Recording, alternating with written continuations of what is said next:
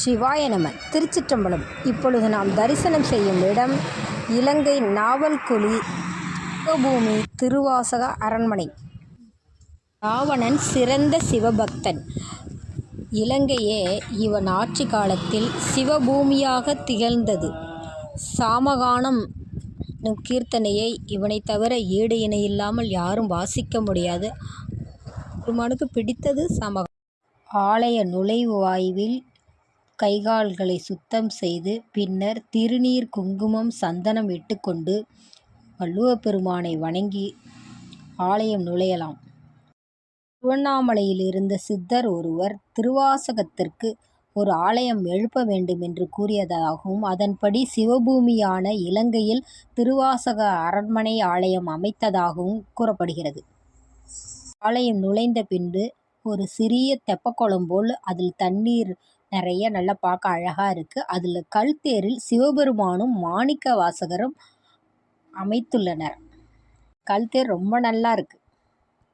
போகும்போது பூஜை நடந்துக்கிட்டு இருந்து சிவாச்சாரிய பூஜை பண்ணுறார். மாணிக்க வாசகரையும் சிவபெருமானையும் வணங்கி விட்டு அப்படி நம்ம செல்லும்போது வடிவில் அமைத்திருக்காங்க. நடுநாயகமாக தட்சிணாமூர்த்தியை அமைச்சிருக்காங்க. அதனைத் தொடர்ந்து 108 சிவலிங்கமும் திருவாசகத்தில் உள்ள 51 பதிகம் 658 பாடல்கள் கல்வெட்டில் செதுக்கி உள்ளனர். திருவாசகம் அழியாமல் இருப்பதற்கு அங்க கல்வெட்டில் அந்த பதிகங்களை செதுக்கி உள்ளனர்.